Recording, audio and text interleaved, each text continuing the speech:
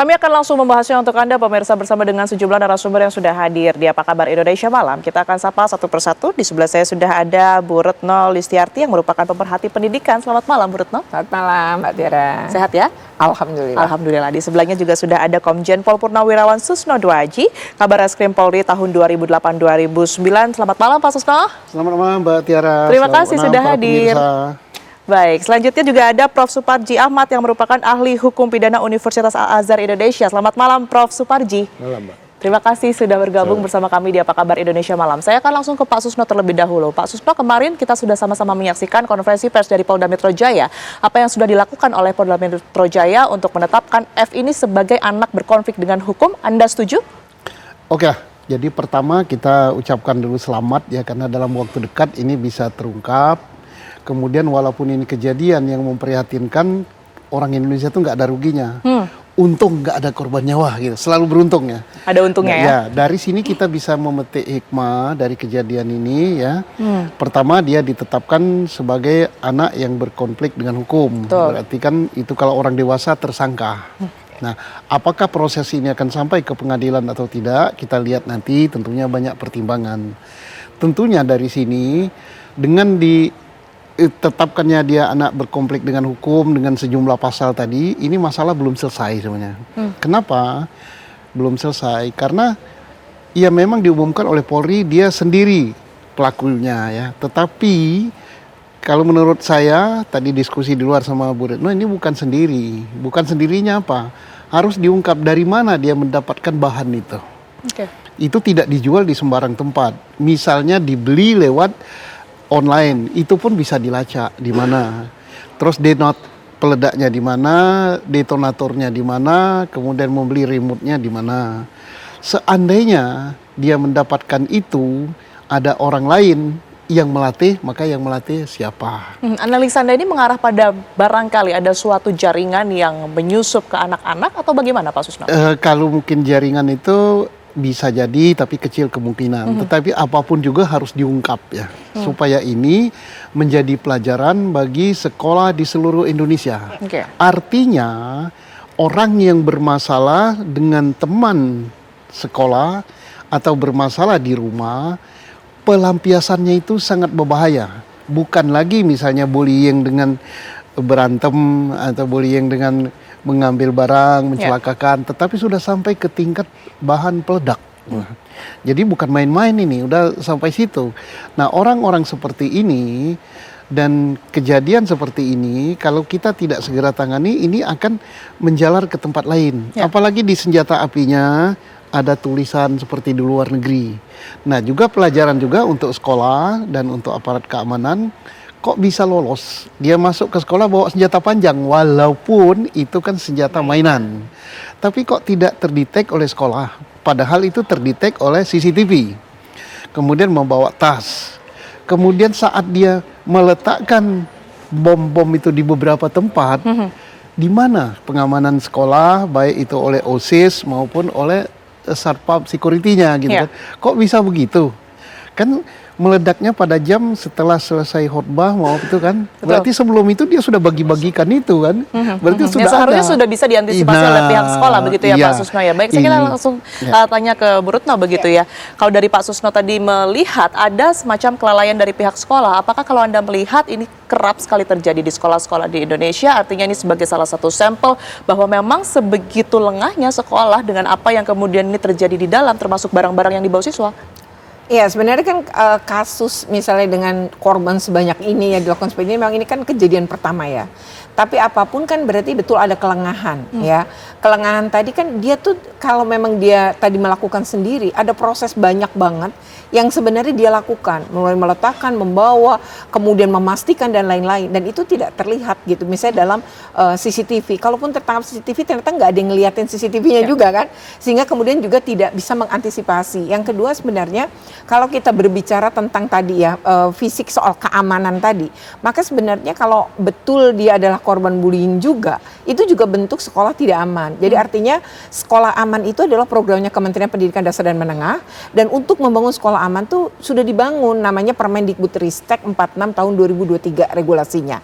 Dan di situ sebenarnya bagi para korban atau saksi bullying, dia boleh ngadu. Karena di situ diwajibkan bikin kanal pengaduan. Nah, kanal pengaduan tuh nggak boleh tunggal juga. Terus kanal pengaduan tuh nggak boleh ruangan, tapi bentuk online. Gitu. Nah, ketika bentuk online orang merasa aman ketika harus mengadu. Nah, ini kan berarti juga tidak ada. Lalu kemudian tim PPK.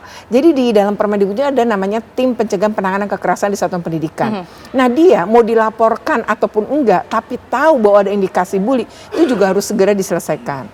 Nah, lalu terkait dengan kasus ini, saya juga agak menyayangkan juga kalau kemudian terlalu dini mengatakan ini sendiri tidak ada keterlibatan dan lain-lain gitu. Menurut Artinya saya ada dugaan juga. Betul, harusnya itu terlibat. didalami gitu ya, dari mana tadi bahan peledak, kemudian banyak benda yang, dan apakah betul bikin hanya dengan tutorial YouTube dan lain-lain gitu.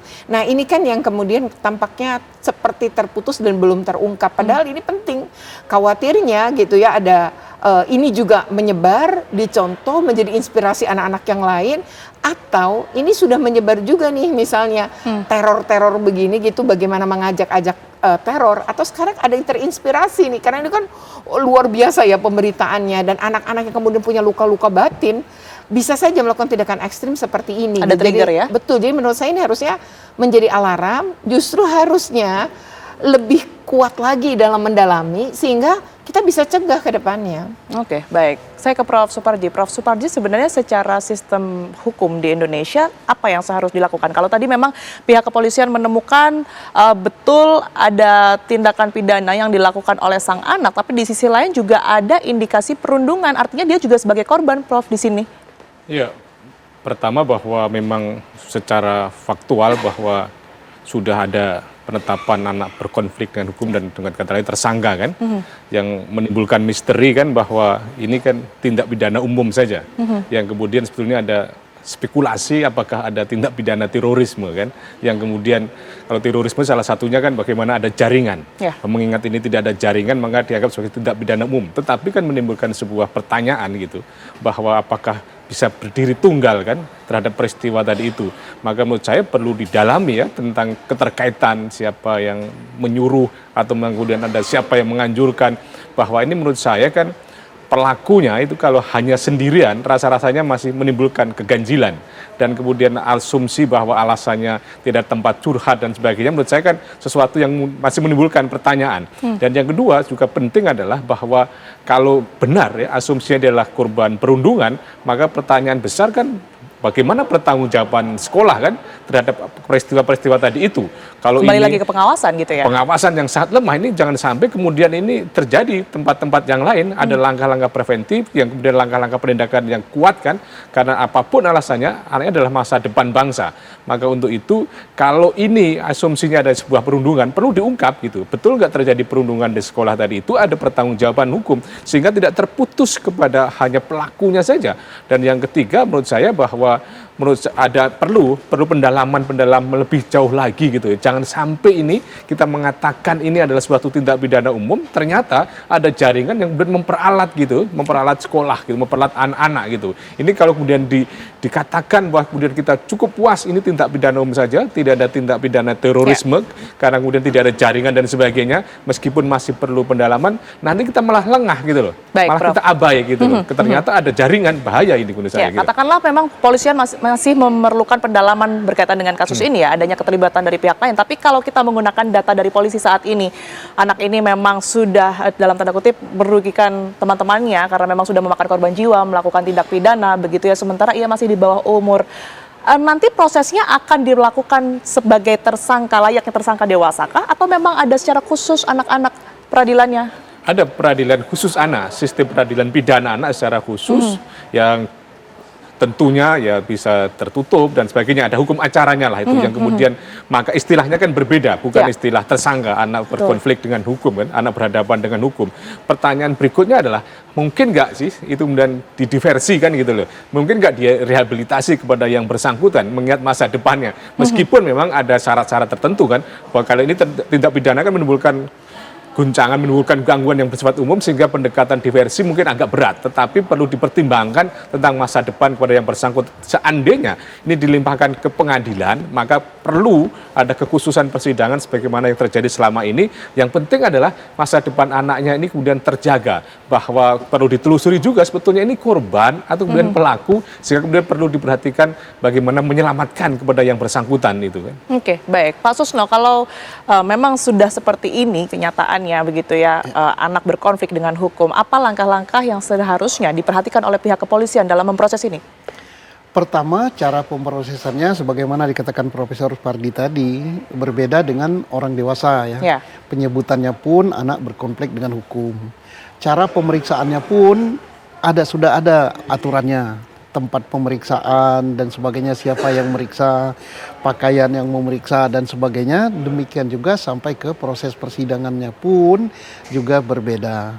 Nah, tetapi apakah ini nanti, saya tertarik dengan apa yang dikatakan Profesor tadi, apakah cukup hanya sidang, kemudian nanti penjatuhan hukumannya percobaan, ataukah tidak sidang dan sebagainya, ini perlu pertimbangan yang lebih matang ya, karena dia anak-anak, masa depannya bagaimana. Nah, untuk tahu pertimbangan lebih matang, kita harus bisa mengungkap masalah ini apa sih sebenarnya. Ya. Apakah betul karena broken home? Apakah betul ini disebabkan karena dibullying oleh teman-temannya?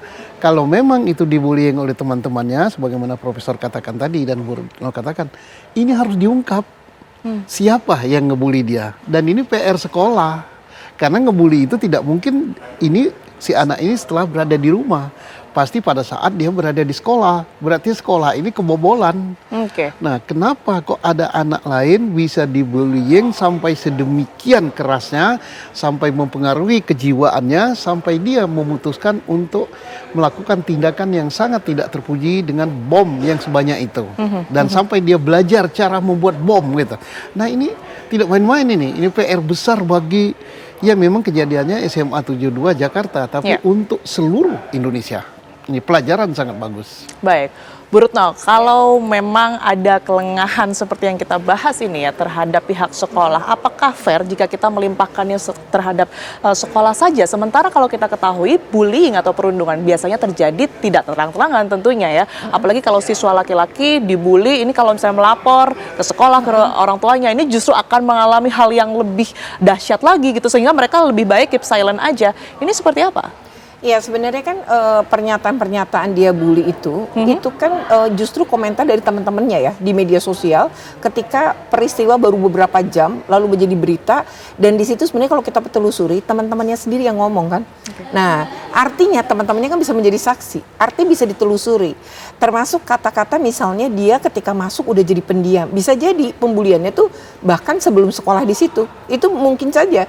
Nah, tetapi ini tidak pernah diatasi. Jadi diabaikan gitu ya, padahal kalau bully itu kan berulang. Nah, lalu biasa ada relasi kuasa, pelakunya tuh relasi kuasanya lebih tinggi daripada korban.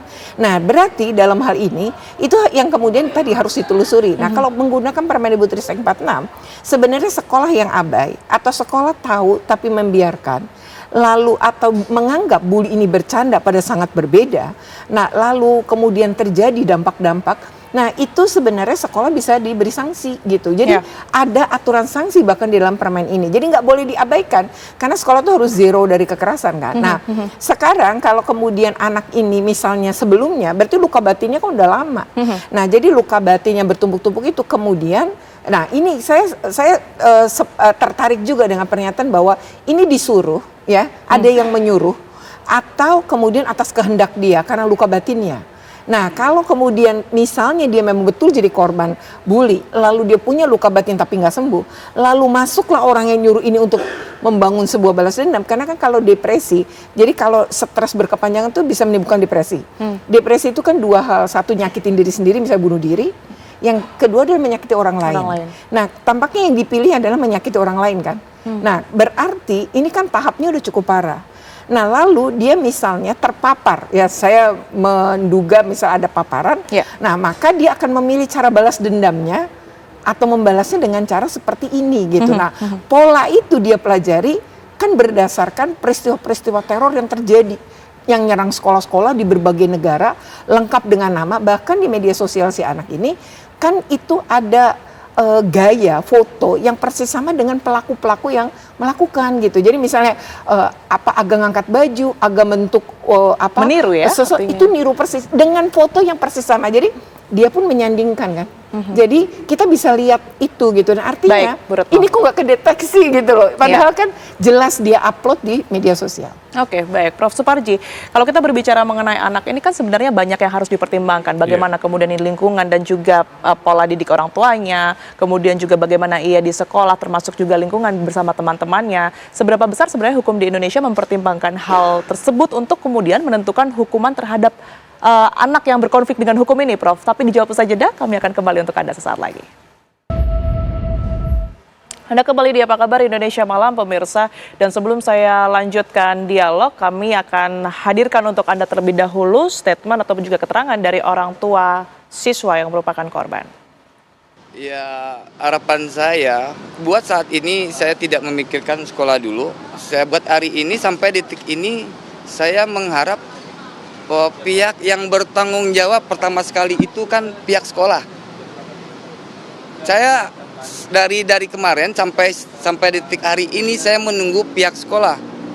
Pihak sekolah yang datang buat temuin saya karena kan kejadian ini bukan di rumah saya. Berarti kan itu kan bukan wewenang saya. Itu kejadiannya ada di posisi di lingkungan sekolah. Itu kan tanggung jawab mereka. Kalau saya boleh katakan, kalau anak saya tidak sekolah di situ, berarti kan anak saya tidak kena. Berarti dia yang punya masalah sama saya, bukan saya yang punya masalah sama dia.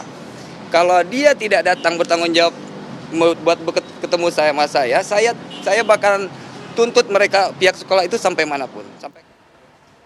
Ya, Prof. Suparji, tanggung jawab menurut orang tua korban ini adalah sekolah semestinya. Tapi kan juga kalau kita berbicara mengenai anak yang berkonflik dengan hukum tidak bisa berdiri sendiri. Ada juga kemudian sekolah, kemudian juga keluarganya. Seberapa besar pertimbangan ini digunakan dalam prinsip keadilan? Ya, yang utama kan kepentingan anak itu yang harus kemudian dipertimbangkan kan. Maka kan secara normatif ya, secara substansi hukum kan sebetulnya sudah cukup banyak piranti yang mengaturnya, mulai dari Undang-Undang Hak Asasi Manusia mengatur tentang anak juga, perlindungan kekerasan dalam rumah tangga mengatur tentang kepentingan anak, sistem peradilan pidana anak, perlindungan anak, langkah preventif dan langkah represif sudah ada. Tetapi yang paling lemah adalah soal budaya hukumnya. Kalau dari sisi aparaturnya kan sudah sangat kuat.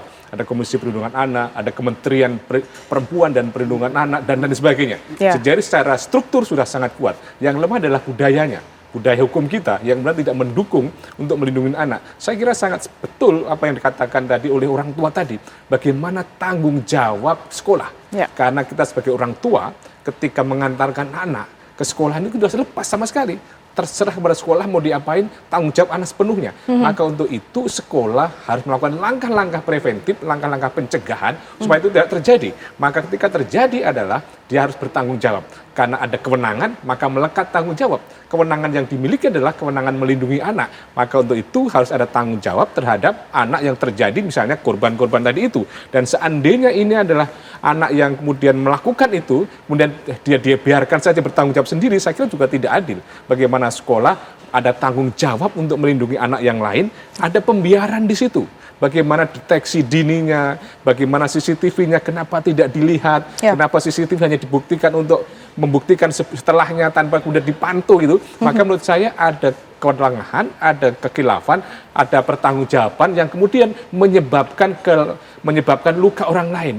Ada yang menyebabkan kemudian korban-korban tadi itu karena kelalaiannya, maka harus bertanggung jawab. Menurut saya betul bahwa sekolah harus ikut serta tanggung jawab supaya apa? Supaya kemudian akhirnya ke depan itu bisa diantisipasi tidak terjadi persoalan-persoalan seperti ini gitu.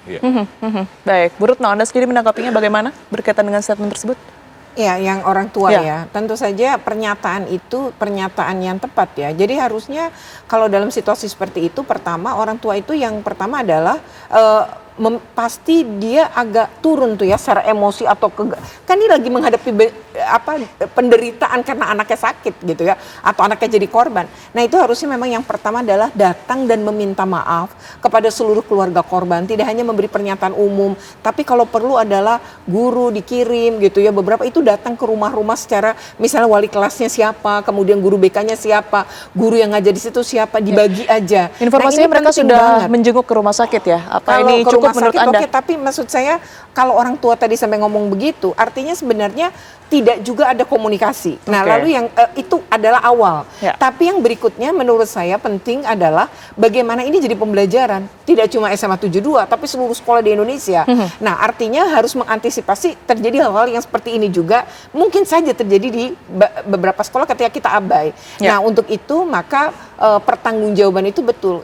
Anak ini kan kita kepentingan terbaik bagi anak ya Pak bicaranya. Bicara hukum pun tetap nih anak berkonflik dengan hukum pun kepentingan terbaik bagi anak. Nah sekarang kalau bicara kepentingan terbaik bagi anak kan banyak faktor tuh. Apakah karena dia belum 18 tahun atau belum anak, lalu udah dikasih ke dia aja tuh nanti hukumannya juga hanya separuhnya orang dewasa dalam ketentuan SPPA. Ya nggak gitu kan. Tapi bahwa dia tuh bisa lenggang melakukan itu dan semua peristiwa terjadi kan ada kelengahan.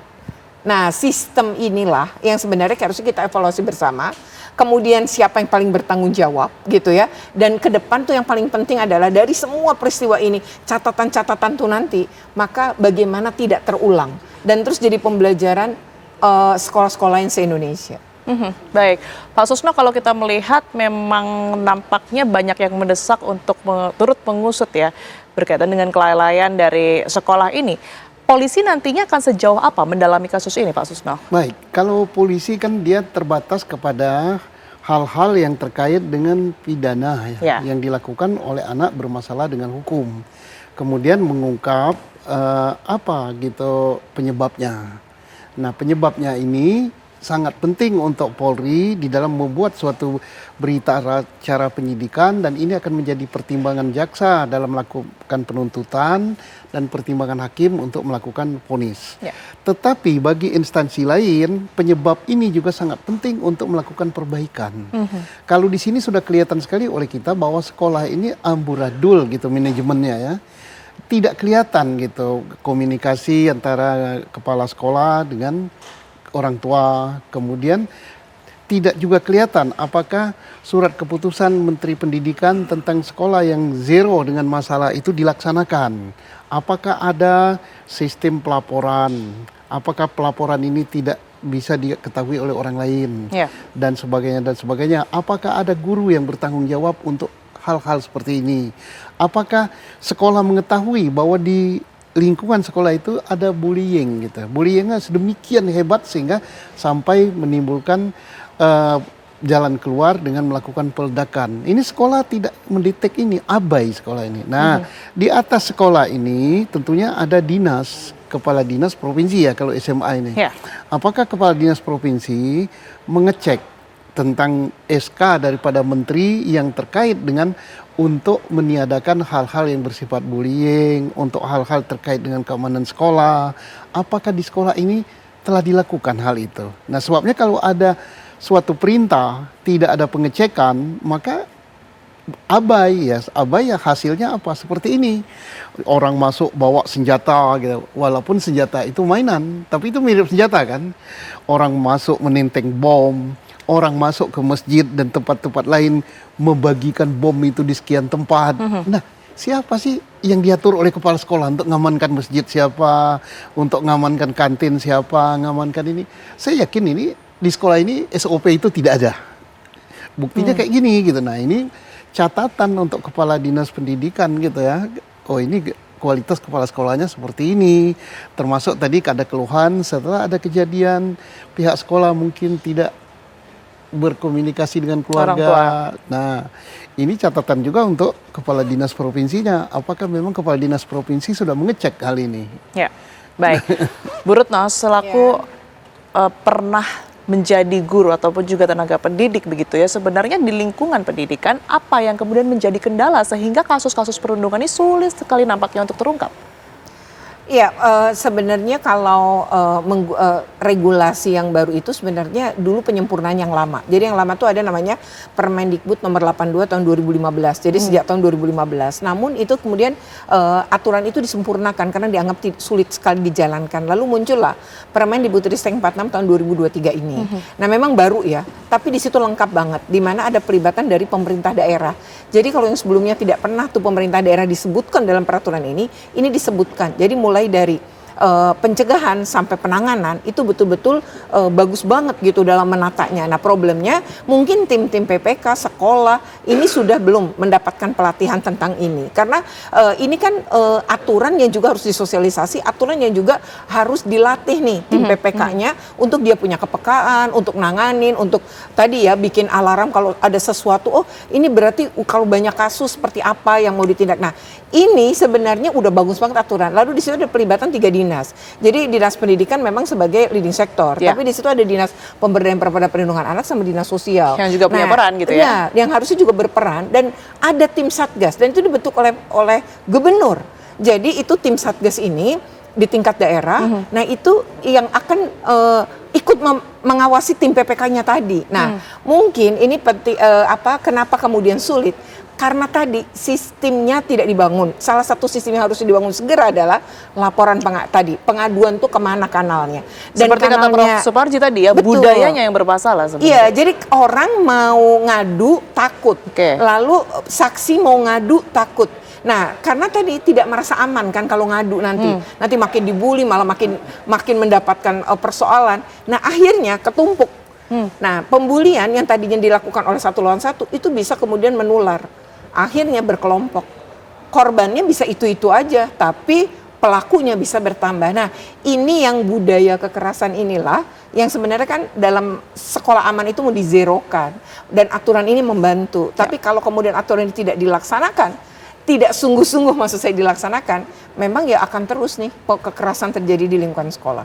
Oke, baik. Prof. Suparji, bagaimana kemudian menyeimbangkan ya hak-hak anak dan juga keadilan terhadap anak tersebut? Kita berbicara mengenai konteks hukum gitu ya Prof. Ya, kalau kerugian yang memang sudah dibuat dalam hal aksi pidananya ini luar biasa Prof.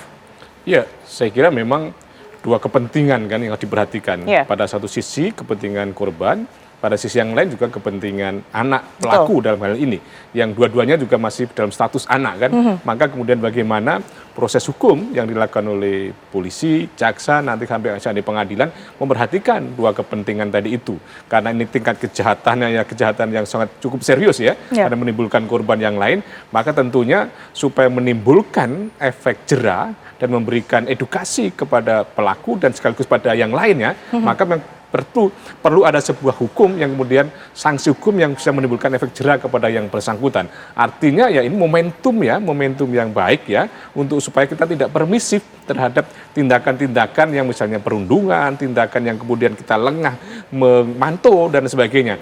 Maka kalau memperhatikan kepentingan anak khususnya korban, maka memang pada pelaku memang harus ada hukuman yang tentunya sesuai dengan ketentuan yang berlaku. Tetapi juga bahwa sistem kita juga sudah memperhatikan kepentingan anak sebagai pelaku tadi itu. Hukumannya setengah dan kemudian sistem peradilannya khusus, kemudian perlakuannya juga khusus, itu kepentingan kepada anaknya. Karena seandainya ya kepada pelaku yang seperti ini ya, kemudian kita memberikan toleransi, maka tentunya akan menimbulkan efek yang tidak baik di masa yang akan datang. Maka keadilan tentunya buat keadilan negara, keadilan buat masyarakat secara umum yang itu harus diprioritaskan gitu.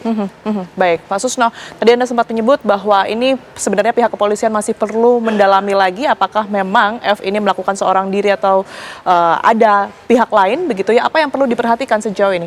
Ya, kalau seorang diri jelas tidak ya, tapi persoalannya ada orang lain yang terlibat langsung di dalam mendesain bom ini atau tidak, atau terlibat langsung dalam perencanaan atau tidak. Tetapi jelas ada pihak lain yang terlibat. Siapakah pihak lain itu? Pertama, yang menjual bahan peledak. Kedua, yang menjual detonator. Detonator itu untuk pemantik meledakan. Ketiga, yang menjual remote ya. Kemudian yang berikut perlu dilacak juga. Apakah anak ini di dalam berlatih membuat bom itu dia sendirian apa ditemani orang lain? Ataukah teman sekolahnya atau ada semacam instruktur gitu. Nah ini perlu diungkap juga ya. Nah kemudian di dalam menyidik peristiwa pidana ini perlu juga dicek juga keterkaitan. Mengapa dia melakukan perbuatan itu? Karena ada tekanan pihak lain karena bullying. Nah bullyingnya sejauh mana gitu kerasnya? Apakah sudah menyampai kepada suatu perbuatan yang mengarah kepada pelanggaran hukum pidana. Oke. Ini harus dibungkap semua oleh Polri. Baik, itu yang kemudian menjadi catatan. Tentu kita harapkan kepolisian bisa bekerja dengan baik, mengungkap ada apa sebenarnya di balik kasus Ya. ini, begitu ya. Dan tentu kita harapkan tidak terjadi lagi untuk anak-anak di seluruh Indonesia, terutama di dunia pendidikan kita, begitu ya. Terima kasih banyak Bu Retno atas pandangannya, dan juga Pak Susno, Prof. Suparji yang telah bergabung bersama kami di Apa Kabar Indonesia Malam, atas perspektif yang sudah diberikan. Sehat selalu semuanya.